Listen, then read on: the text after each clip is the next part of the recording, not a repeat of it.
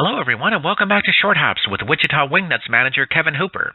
Short Hops is a weekly program that gives you, the fans, the opportunity to ask the Wichita manager questions about the Wingnuts, baseball, or sports in general, or just seek Kevin's wisdom about life events that may be going on out there. In this week's episode, Kevin shares with us his NFL insight.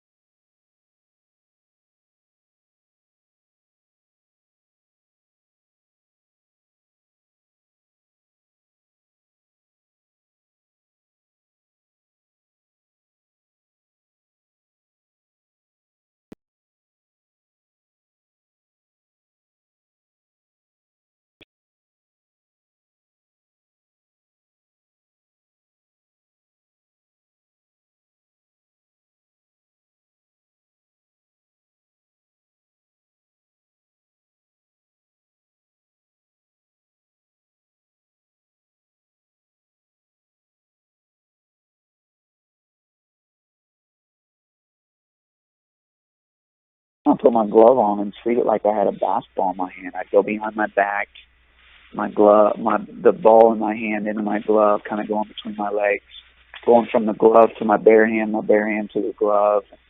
Just little things like that. Just using your hands as much as you can in that fashion. I believe having a ball in your hand at all times is going to improve that tremendously. And just doing some of those little drills, like I said, just throwing the ball short distance off your palm and getting it back in your bare hand, and then messing around with your glove as well. That's very interesting. Kyle from Wichita asked of you, if I want to have a real shot at being a major leaguer, what do you think is better to try to do? To focus more on hitting for average or for power? What is likely to get him more noticed? Well, Kyle, I wish you the best at reaching the major leagues. I know it's a dream of many, and a tough one at that. It's going to take a lot of hard work. I know that. That's a tough question. I think both of those are going to get noticed. How about both, Kyle? Hit for average and power, and then you're really going to get noticed. I don't know if I could say either or, because they're both going to get noticed. Obviously, you hit a lot of home runs. Everybody wants to talk about the home runs, but then also if you hit up for a high average, a lot of people want to talk about how good of a hitter you are. Average, I think, brings out a pure hitter a lot of times because of those numbers, and power is obviously always noticed just because it's a home run, and everybody wants to talk about the home run and likes to see the home run in the game. But I think if you can pull off both, you're really going to get noticed. I would assume that you should really try to push towards your strength, because if you're starting to if you're not really a power hitter and you're trying to become one, you might mess up your whole swing. Someone you're not. Yep, absolutely. I would say hitting for average would probably be the answer, and then strength and conditioning. I'm not sure how Kyle is, but hitting for power, becoming the best possible hitter you can be, and then putting on some weight in the weight room, and that's probably going to bring about some power. Okay, excellent. Derek from Newton asks, do you think if Alex Gordon leaves the Royals, that will really hurt their chances significantly? Now, we know that Alex Gordon signed since this question was asked. So tell us how you thought that might have affected them if he would have left the team.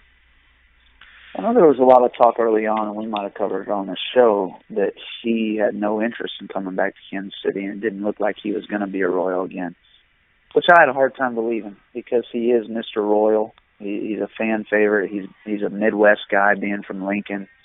He is beloved in Kansas City, and I was really excited when he signed the 4-year deal to come back because, like I said, for the fans, just a place he's comfortable with. Like I've talked about many times, if you're in a place that you're comfortable, you got a chance to thrive, and he's done that so far in Kansas City, and hopefully he's just going to be better and better. And he really seems to fit in with the style of that team, too. I just have always thought. Absolutely.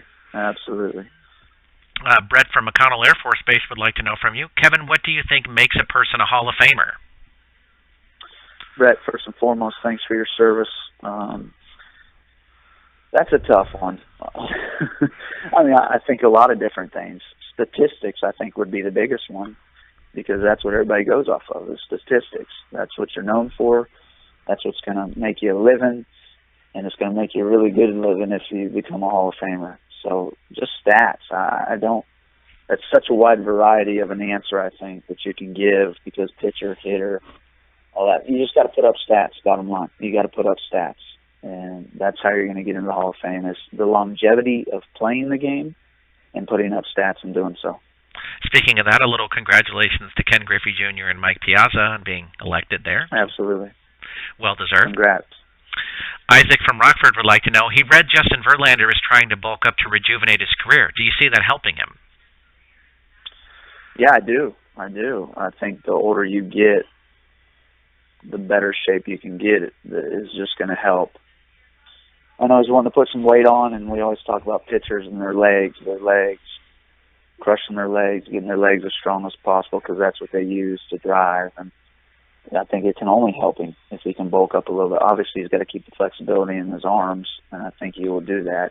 He's a major league pitcher and has done it for a long time. I'm sure he's come up with a great game plan with a strength coach of how to do that and how to put on some weight and bulk up a little bit without hurting him on the mound. So Yeah, I think if he can do that, and especially in his legs, bulk up even more in his legs. He's always had strong legs, though. That's just made him so good. And that pretty live arm he's got as well. But no, I think it's going to help if he can bulk up, put some weight on, keep himself in top-notch shape. Those guys can just last longer and longer these days. Lenny from Albuquerque brings up, can you believe that Vince Scully has been announcing the Dodgers games for 66 years? Best of all time? No question. Vince Scully's Vince Scully. You talk about announcing ball games, and his name's going to come up pretty quick. 66 years. That's amazing. And what a voice he has. I love listening to him. And, whenever he is done, he's going to be dearly missed by a lot of people in the game. Just the knowledge of the guy alone is just phenomenal. It's just amazing to listen to. Phenomenal. Back from Chu from Tokyo, who comes back in, says, Kevin, thanks for answering my previous question. I would like to know what is the best way to deaden a bunt. Chu, thanks for the question. Pretty neat we're getting questions from Tokyo. That's something else. And loose bottom hand and trying to get the ball off the end of the bat. Those are the two best ways to deaden a ball when bunting. To have that loose bottom hand, which is kind of just your guide, let it be your guide, and then getting the ball off the end of the bat the best you can. Those are my two answers of deadening the baseball and bunting. Violet from Wichita asks, Kevin, did I hear you correctly that you will be offering camps in the future that will be more geared towards helping girls who want to play softball? Yes, Violet, that's the plan. Obviously, it's no secret my two daughters involved, and I want to be involved any way I can and any chance that I can get, especially as they get a little older, to do some camps that they can be involved in. I'm not sure if it's going to happen this off season. It's pretty busy right now, and it's going to even get more busy here coming up. I don't know if that'll happen this off season. As I mentioned before, at my father-in-law's facility, RBI Baseball here in town, which is rbiwichita.com, plug for them. You can get an instructor who will definitely help in the softball aspect of things. But I do plan on doing some softball stuff eventually at the facility. Whether it's going to be this year or next off season is to be determined. Great. Heading into our NFL, we begin with one of our favorite fans, Chief Fan, who says, Kevin, the Patriots are struggling. Dalton may not play for the Bengals. Denver can't figure out who to use for the quarterback. This is the perfect storm for the Chiefs. Wouldn't you agree? I hope so, Chiefs fan. I hope so. As we've stated week after week here for a long time, they've been on a pretty special run, and hope it doesn't end anytime soon. You can't take anybody for granted, and the thing about the NFL, anybody can beat anybody at any given week. So here we go. We get into postseason play, and as I always talk about with baseball, it's kind of whoever gets hot, right place, right time, and who can get things rolling for 3-4 weeks here in a row. Derek would like to know, what's the Kevin Hooper top 5 heading into the postseason? Here we go with my top 5, another tough one. I'm going to go Carolina number 1. I'm going to go Arizona still at 2, Seattle at 3, and then I'll go Patriots 4, Broncos 5, and gotta have my Chiefs in there. 5B. Yeah, 5B. We'll put the Chiefs 5B. Actually, yeah, we'll put the Chiefs 5B. So I'm hoping for the best. Like I said, it's going to be fun seeing them back in the playoffs, seeing if they can muster up some wins. But it's tough. There's been some surprises lately. Some teams that have looked real good. Some teams that haven't looked the best going into this. And you just never know. Peyton back with the Broncos. That's going to be interesting to see how that goes as well. Let's see. Billy from Hayesville would like to know, Kevin, how did your fantasy football team fare? It fared all right. In our Wingnut 1, I got 3rd place out of 12 teams, and I actually won another league that I'm in. So it went well. I've had some good success in fantasy football, and it's a lot of fun. Once I got started 4 or 5 years ago, I got hooked, and it's been a lot of fun. Next comes Trevor from Wichita, who says, what do you think about a guy like Johnny Manziel, who just seems like he doesn't appreciate his chance to play in the NFL? What do you do as a player when you have a guy like that on your team? Boy, that's a tough go with Johnny. I don't know. It sounds like chance after chance after chance, and they try to keep a leash on him, and the leash keeps breaking. And I've stated many times on this show, there comes a time where you've got to grow up.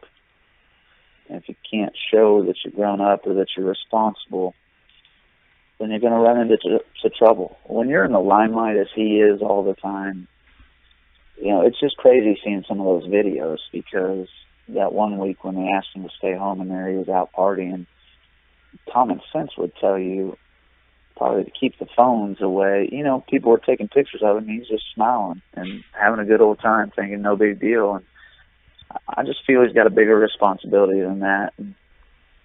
But then again, he's a grown man. And, you know, a lot of people in that lifestyle of professional sports where everything's handed to you, and you can get in any club you want, and you can pretty much do whatever you want. That's tough for some guys to handle.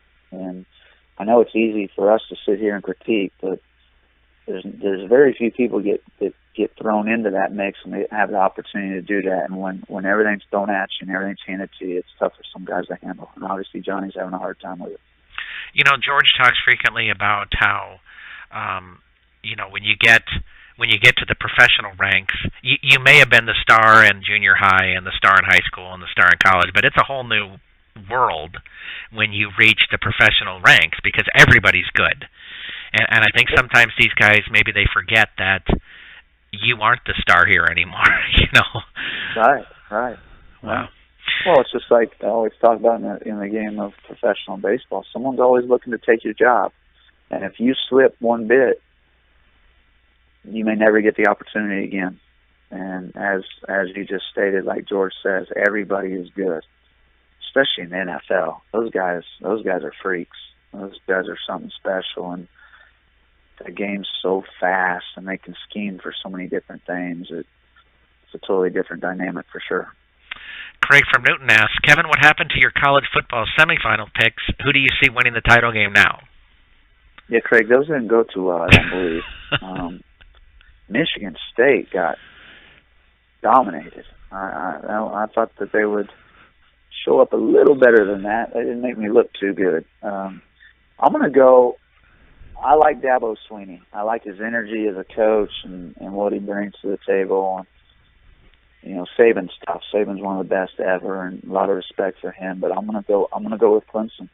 I think Alabama has struggled in the past with quarterbacks who can get out of the pocket and use their legs, and those mobile quarterbacks that can do different things, not only throwing the ball but can run as well. So I'm going to go with Clemson. Ellen from El Dorado would like to say, first of all, Happy New Year to Rob and Kevin. How did you guys bring in the new year? Happy New Year to you, Ellen. I'll go first. I bought the new year in by probably going to bed about 10 o'clock because of our Disney trip we had coming up. So, yeah, we knew that we were going to be getting wore out pretty quick, so we took it nice and easy here in the Hooper household. Yeah, I won't lie. I watched the ball drop in New York, and then I went to sleep. so that was good enough. So good for you, yeah, that's great. We're getting old, Ellen. What can we tell you? Okay. Yeah, no doubt. Okay, frustrated dad is our next person. It says, Kevin, I thought that was funny what your wife said about you two being Dr. Phil. I have an issue that is right up the alley for the two of you. My kids want a dog but are not responsible at all. My wife said this will teach them responsibility. I don't think it will work. What are the thoughts of the two of you? Yeah, this is a tough one, frustrated dad, because we just got a puppy last January. We had a yellow lab for 8 years, and she passed away. And we went a little while without having one, but I didn't want to deprive our children of having one either. So we went ahead and got a boxer, and she's been awesome. We told the girls it was going to be a lot of their responsibility to take care of her and all that stuff. But guess who's been taking care of her? Mom and Dad. So absolutely. But they love her, and we wouldn't trade it for anything. But I do believe that, yeah, it can definitely teach them some responsibility, but I also think it can work both ways. I mean, it could turn into a bad situation, or it could turn into a great situation. I just think it's all about how you handle it and what you can teach them, and because it is a big responsibility. There's no question that it's a life changer. It's just like having another little one running around that you got to take care of. But we wouldn't trade ours for anything. She's been great. And our past labs, she was wonderful as well. So they just become part of the family if you let them. Our next question comes from Anonymous Husband, who now we're a family show, I'm seeing, so this is great. So Kevin and Rob, my wife listens to the show and hears what Kevin's wife said to that angry wife. Now she's applying that to my marriage. Thanks a lot. Help me out here. Can't a guy be forgiven for saying a few dumb things? Please help. Anonymous Husband must have got himself into some trouble as well, it sounds like. So. Yeah, no, I think a guy can be forgiven for sure for saying a few dumb things. Absolutely. I love the question. Thanks for it. I love the help with the exclamation point at the end as well.